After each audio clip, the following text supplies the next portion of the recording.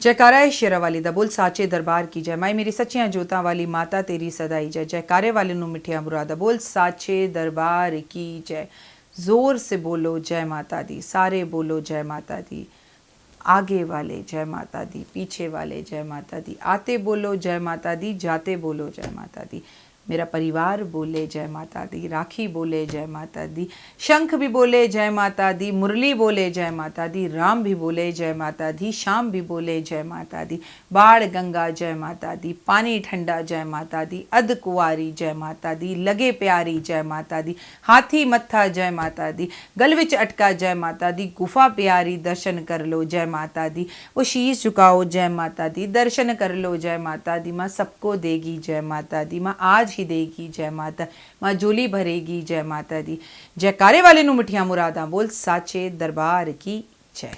हाँ जी, नमस्कार, सुस्वागतम, वेलकम, अभिनंदन। मैं हूं आपकी अपनी होस्ट एंड दोस्त डॉक्टर वाई राखी, आपके अपने YouTube परिवार में आपका स्वागत करती हूं। लेकिन सबसे पहले जय माता दी एंड बिलीव इन कर्मा।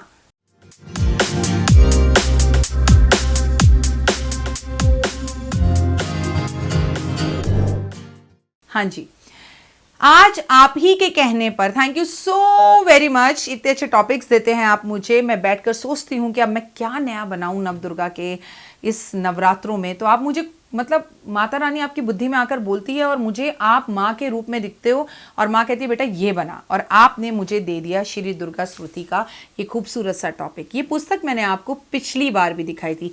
ये चमत्कारी पुस्तक इस नवरात्रि में आपकी हर समस्या का हल है, और गारंटेड कह रही हूँ, चैलेंज के साथ कह रही हूँ, मैं जो आज आपको बताऊंगी, अगर आपने उस अध्याय को कर लिया, आपकी जिंदगी में कोई भी समस्या क्यों ना हो, उसका हल आपको जरूर मिलेगा। आप लोगों ने मुझसे कहा राखी जी हम नव दुर्गा का पाठ करते हैं, दुर्गा सप्तशती का पाठ करते हैं। अब ये ना ये मैं लोग दूसरा करते हैं संस्कृत वाला पाठ, मैं ये करती हूँ।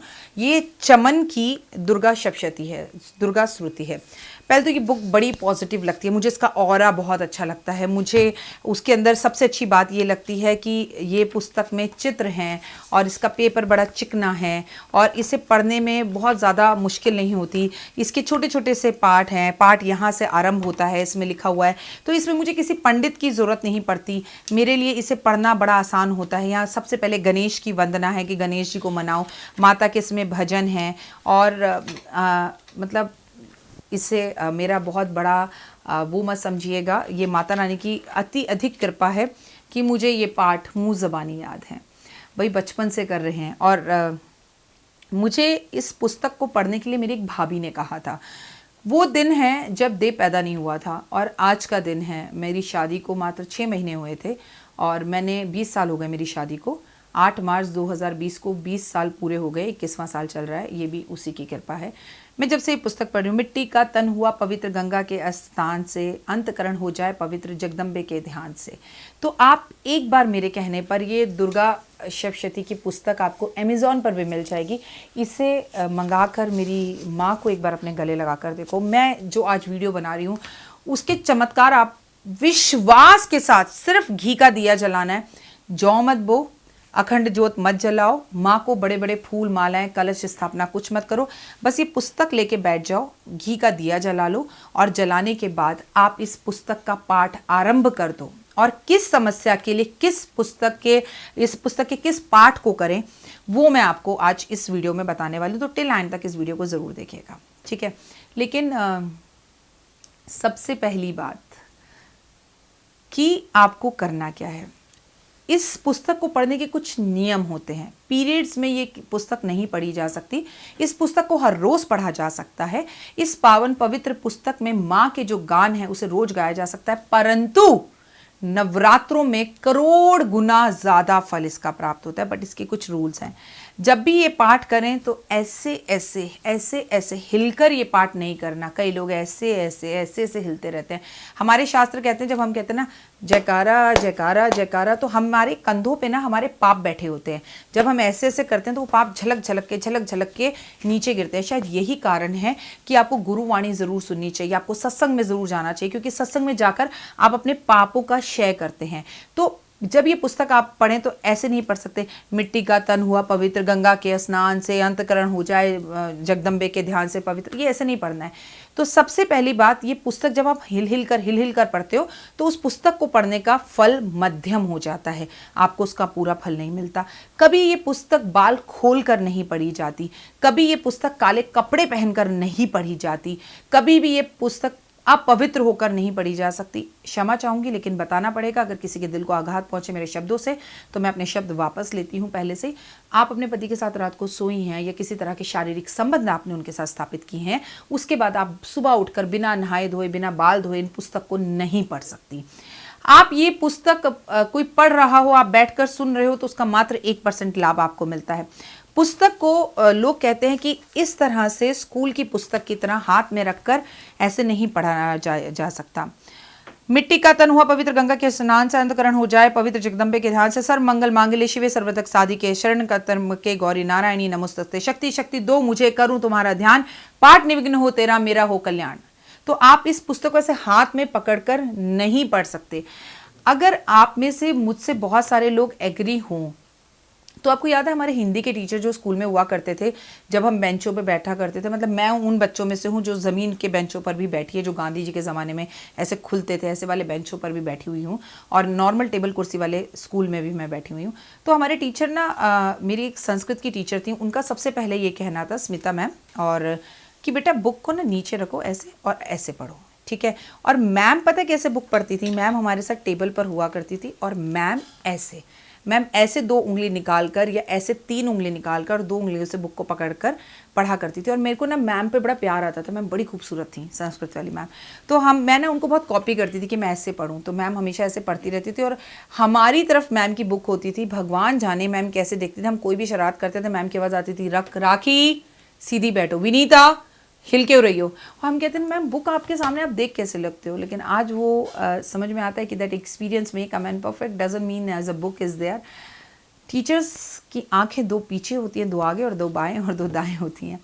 तो इस पुस्तक को, पावन पुस्तक को पढ़ने के लिए इसे ना ऐसे टेबल पे रखना है, वो जो लकड़ी का आता है उस पर रखना है, या आप एक लाल रंग का कपड़ा बिछा के उस पर रखें और इस तरह से पढ़ना है। लेकिन अब मैं अपनी बात करूं तो मुझे बड़ी प्रॉब्लम होती है, मैं ऐसे नहीं पढ़ पाती हूँ, मुझे ऐसे पढ़ना होता है। तो मैं यहाँ पर ना घी का डब्बा रख लेती हूँ इस तरह से, और इसको ऐसे रख लेती हूँ और इसका पेज आगे पलटती जाती हूँ, फिर मैं पढ़ती हूँ।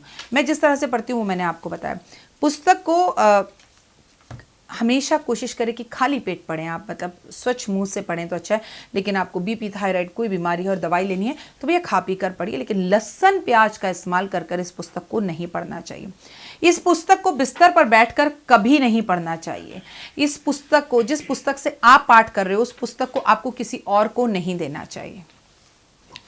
किस कामना के लिए कौन सा पाठ करें, पेन और कागज उठा लीजिए, या इस वीडियो एक डायरी बना लीजिए जिसमें आप ये उपाय लिखें, या फिर आप इस वीडियो को अपने व्हाट्सएप पर शेयर कर लीजिए। अगर कल को ये वीडियो आपसे मिस हो गई तो आपसे बहुत महत्वपूर्ण जानकारी मिस हो जाएगी। इसके अंदर टोटल 13 अध्याय हैं और इन अध्यायों को, किस अध्याय को कब पढ़ना है ये मैं आज आपको बताऊंगी। लेकिन इन अध्यायों को शुरू करने से पहले आपको जो पढ़ना है वो मैं आपको बता दूँ। आपको सबसे पहले इस पाठ को शुरू करने से पहले पढ़ना है, यहाँ से पाठ आरंभ हुआ, मिट्टी का तन हुआ पवित्र, गंगा के स्नान से। उसके बाद सर्व मंगल प्रार्थना आपको पढ़नी है, फिर गणेश जी की श्रुति आपको पढ़नी है, नित्य दुर्गा कवच आपको पढ़ना है, और ये आपको नवदुर्गा नवरात्रों में पढ़ना चाहिए। मंगला जयंती स्रोत आपको हर रोज़ पढ़ना है, चाहे आप एक ही पाठ करें। लेकिन ये कुछ 4-5 चीज़ें हैं। अगला स्रोत आपको ज़रूर पढ़ना है, माँ को आगे से नमस्कार, माँ को पीछे से नमस्कार, ऊपर से, दक्षिण से, बाएं से, दाएं से। तो ये अगला स्रोत बहुत ही ज़्यादा काम का है। किलिका स्रोत आपको हर रोज़ पढ़ना है, और विनम्र प्रार्थना, मतलब विनम्र प्रार्थना, मुझसे गलती हो गई, मुझ पर दया करो जगजननी, मेरे सब अपराध क्षमा कर दो, आवाहन विसर्जन पूजन कुछ जानू ना, कर्म कांड की विधि क्या है पहचानू ना, मैं अज्ञात बालक दाती दर तेरे आया हूँ, तेरा ही जाती हूँ, तेरा ही जाता हूँ दाती, मुझ पर दया करना। तो इस पर यहाँ पर बहुत ही खूबसूरत तरीके से माफ़ी मांगी गई है, वो भी मात्र इतने से पैराग्राफ में। तो आप जो भी पाठ अध्याय शुरू करें, आपकी जिस कामना के लिए, मैं बताऊंगी पहला अध्याय क्यों पढ़ते हैं, दूसरा क्यों पढ़ते हैं, लेकिन आपको सबसे पहले ये क्षमा याचना पढ़नी है। मुझ पर दया करो जगजननी, मेरे सब अपराध क्षमा कर दो। शारदा माता मुझे बुद्धि दो, माँ लक्ष्मी भंडारे भर दो। तो आप जब इस पाठ को पढ़ेंगे तो आपको बहुत सुकून मिलेगा। अज्ञानी बालक हूँ बख्शो दाती, तेरा ही जाया हूँ, प्रकट गुप्त अवगुण जो मुझ पर हो गए, दया करना माँ। लास्ट में एक वो है, इसमें पढ़िए, पाठ चमन मैं तुम्हारा करूं, आशा पूर्ण करना माँ। तो जहाँ पर चमन लिखा हुआ है ना, आपको चमन के साथ अपना नाम लेना है। जैसे मैं अगर ये पाठ करती हूँ, पाठ गुप्त करूं तुम्हारा, मेरी आशा पूर्ण करना माँ, पाठ चमन राखी करे तुम्हारा, आशा पूर्ण करना माँ। तो चमन जहाँ जहाँ पाठ में आए वहाँ पर चमन के साथ आपको अपना नाम भी अवश्य लेना है, क्योंकि चमन जी ने ये पुस्तक लिखी है, ये हैं मिस्टर चमन, इन्होंने ये पुस्तक लिखी है। तो इन्होंने हर पाठ में, हर अध्याय में अपना जिक्र किया है। इनके नाम को हटाना नहीं है, वरना इस पुस्तक का कोई मीनिंग नहीं रहेगा। लेकिन इस पर अपना नाम अगर आपने नहीं लिया तो सारा पाठ तो आपने चमन के लिए ही कर दिया। तो चमन राखी आशा पूर्ण करना माँ, जहाँ जहाँ चमन लिखा है वहाँ आप चमन का नाम लेके अपना नाम आप ज़रूर ले लीजिएगा। पहला अध्याय के उन किन लोगों को करना है, पहला अध्याय उन लोगों को करना है जो डिप्रेशन से बाहर आना चाहते हैं, जिनका दिल टूट गया है, जिनका ब्रेकअप हो गया है, जिनकी माँ के साथ रिश्ते नहीं होते, जिन्हें डर और भय लगता है, जो घबराहट होती है, रात को अच्छे से सो नहीं पाते और एंजाइटी होती है और डिप्रेशन महसूस कर रहे हैं, उन्हें इस पाठ को करना चाहिए। अपनी इन्वेस्टिगेशन में दीपिका पादुकोण ने कहा, रणबीर ने कहा कि दीपिका को कभी कभी एंजाइटी हो जाती है और एंजाइटी होने से वो घबरा जाती हैं। सुना है कि इन्वेस्टिगेशन में दीपिका रोई भी कई बार। तो दीपिका को पहला अध्याय करना चाहिए। जिनको भी एंजाइटी की प्रॉब्लम होती है, हाथ पैर कांपने लगते हैं, फूल जाते हैं, डर लगता है, घबराहट होती है, बेचैनी होती है, या वो डिप्रेशन में है, तो उन्हें माँ दुर्गा का नवरात्रों में पहला अध्याय करना चाहिए। आपके बहुत सारे शत्रु हो गए हैं। किसी ने पीछे यूट्यूब में कमेंट्स में डाला था, कोई माँ की वो वीडियो मेरे साथ शेयर कर लो माता रानी की, जिसके अंदर मैम ने शत्रुओं का नाश करने के लिए बताया है। फिर किसी ने कहा वो चक्कू वाली वीडियो माँ की, राखी जी की हमारे साथ शेयर कर लो, जिसमें राखी मैम ने जो है शत्रुओं का नाश करने के लिए बताया। अगर शत्रु आपको बहुत नाश कर रहे हैं, तकलीफ पहुंचा रहे हैं, आपके लिए पहाड़ खड़े कर रहे हैं, आप उनसे छुटकारा नहीं पा रहे हो, तो आपको दूसरा अध्याय करना चाहिए और 9 दिन लगातार करना चाहिए। इस अध्याय को केवल एक बार करना है। लाल रंग का कपड़ा बिछाकर पुस्तक को उस पर रखिए, माँ का घी का दिया जलाइए और इस अध्याय को करिए। तीसरा अध्याय उन लोगों को करना है जिन्हें अपने चेहरे पर तेज चाहिए, खूबसूरती चाहिए, चमक चाहिए, यश चाहिए और वो कोर्ट कचहरी के मामलों में बुरी तरह से फंसे हुए हैं और उनके गुप्त दुश्मन है। उन्हें पता ही नहीं कि कोई उनका अपना बनकर, बगल में छुरी बनकर उनको काटने में लगा हुआ है। उन्हें तीसरा अध्याय करना चाहिए। चौथा अध्याय, जिन्हें सरकारी नौकरी चाहिए, जिन्हें मान सम्मान प्रतिष्ठा चाहिए, जिन्हें नौकरी में इंक्रीमेंट और प्रमोशन चाहिए, उन्हें चौथा अध्याय करना चाहिए। पांचवा अध्याय, अगर आपके जीवन से हार चुके हैं, आपको लग रहा है इसके आगे लाइफ खत्म है और आपको गुस्सा बहुत ज़्यादा आता है, आपको लगता है कि ये मेरे साथ ही क्यों होता है और हर बार मेरा काम कोई बनता ही नहीं है, तो उन्हें पांचवा अध्याय करना चाहिए। बात करते हैं छठे अध्याय की। अगर आपको शक है कि आप बीमार हैं लेकिन आपकी रिपोर्ट्स नॉर्मल आती हैं, आपको शक है कि आप पे किसी ने जादू टोना तंत्र विद्याएं कर रखी हैं, आपको डर है कि किसी ने आपको बुरी नज़र लगा रखी है, आपको डर है कि राहु केतु आपको तंग कर रहे हैं, आपको डर है आप किसी वास्तु दोष के चुंगल में बुरी तरह से फंसे हुए हैं, तो आपको छठा अध्याय करना चाहिए। सातवां अध्याय, हर मनोकामना को पूर्ण करने के लिए, वो मनोकामना ऐसी है जो शायद मैं नहीं बता रही हूँ इस बीच में, चाहे विदेश जाने की, चाहे संतान प्राप्त करने की, कोई भी मनोकामना है आपकी और वो पूरी ही चाहिए आपको, आपका अपना घर चाहिए, तो आपको सातवां अध्याय करना चाहिए। आठवां अध्याय, आप लोगों को चाहते हैं आपकी ओर आकर्षित हो, ये ज्योतिषियों को करना चाहिए। लोग आपकी बातों को सुने, लिसन करें। आप अगर मोटिवेशनल वीडियोस बनाते हैं, लोगों को मोटिवेट करते हैं, तो आपको आठवां अध्याय अवश्य करना चाहिए। और आपकी लोग, खासकर माँ को ये अध्याय करना चाहिए। बच्चे मेरी बात नहीं सुनते राखी जी, और मैं कुछ कहती हूँ बच्चे कुछ करते हैं, तो आपको आठवां अध्याय करना चाहिए। नौवां अध्याय, अगर आपसे नाराज है कोई और लौट कर आपकी ज़िंदगी में वापस नहीं आना चाह रहा, जैसे मेरी एक क्लाइंट है, उनका भाई उनसे बात नहीं कर रहा, तो उनको नौवां अध्याय अपने भाई के लिए करना चाहिए कि वो लौट कर घर वापस आए। आपकी बेटी है, अगर कोई बेटी आपसे गुस्सा होकर चली गई है, वो आपकी बातों को समझ ही नहीं रही, उसे एक ऐसे लड़के से प्यार हो गया जो धर्म, जाति या किसी भी तरह से ऐसे जुड़ा हुआ है जो आप एक्सेप्ट नहीं कर सकती, तो आपको नौवां अध्याय करना चाहिए। 10वां अध्याय, संतान ही नहीं हो रही है, लाख इलाज करवा लिया, बेटा या बेटी का तो मतलब ही नहीं है, और कारोबार में लंबा नुकसान हो रहा है, तो आपको 10वां अध्याय करना चाहिए। 11वां अध्याय, यश चाहिए, ऐश्वर्य चाहिए, सुख चाहिए, शांति चाहिए, मान सम्मान चाहिए, संपत्ति चाहिए, तो आपको भगवान के सामने बैठ के 11वें अध्याय का पाठ करना चाहिए। करोड़ों रुपए आपको चाहिए तो आपको 11वें अध्याय का पाठ करना चाहिए। आपको खीर बनानी चाहिए और खीर में मिश्री की जगह चीनी डालनी चाहिए और पीले फूल ले लेने चाहिए और पीले फूलों से 2-4 लक्कड़ लेकर खुद से ही रोज 11 आहुति केवल आप ओम ह्रीं क्लीं चामुंडाय विच्चा करके आप मां का हवन करना शुरू कर दे। 11वां अध्याय करने के बाद आपको रिजल्ट्स ऐसे मिलेंगे 10 दिन के अंदर कि आप सीधा मेरे ऑफिस में आकर मुझे थैंक यू बोलेंगे, ऑफिस में आकर कि thank you so much Rakhi ji, this is a great results what I will get. लेकिन नवरात्रों में पूरे 9 दिन कीजिएगा, नियम मत तोड़िएगा। 12वां अध्याय कभी भी कर सकते हैं, सुबह शाम कभी भी। मान सम्मान को अगर बढ़ाना है, खो गया है, समाज में आपकी कोई पहचान नहीं है, लोग आपके काम को समझ नहीं रहे हैं, तो 12वां अध्याय। 13वां अध्याय मोक्ष की प्राप्ति के लिए। बस अब बहुत हो गया जी, अब ना बच्चों में दिल नहीं है, समाज में दिल नहीं है, हर चीज से तकलीफ पहुंच रही है और आपको इसके साथ साथ हर पाठ के साथ अगला स्रोत, किलिका स्रोत और दुर्गा कवच का पाठ जरूर करना चाहिए और आहुति देनी चाहिए। लोग मुझसे कहते हैं राखी जी आप एक मंत्र बता दो जो नवदुर्गा का सबसे बड़ा मंत्र है। मैं आपको वो मंत्र हर बार बताती हूँ जो माँ को सबसे ज्यादा प्रिय है, वो है जय माता दी। सबसे पहले माँ की जयकारे लगाइए। आप यूट्यूब वीडियोज पर भी जय माता दी कमेंट्स में लिखते हैं तो मुझे पता लगता है आप अपने परिवार के साथ सुरक्षित है और सही है। लेकिन उससे ऊपर भी माँ का एक मंत्र है जो पूरे 9 दिन बोला जा सकता है और उस मंत्र का नाम है ओम ह्रीं क्लीं चामुंडाय विच्चा। अगर आप इस मंत्र को बोलकर कोई भी पाठ अध्याय करें और उसके बाद 11 आहुतियां 11 लक्कड़ के साथ हवन कुंड में दे दें तो आपके जीवन में बदलाव आना अनिवार्य है, इसे कोई बदल ही नहीं सकता।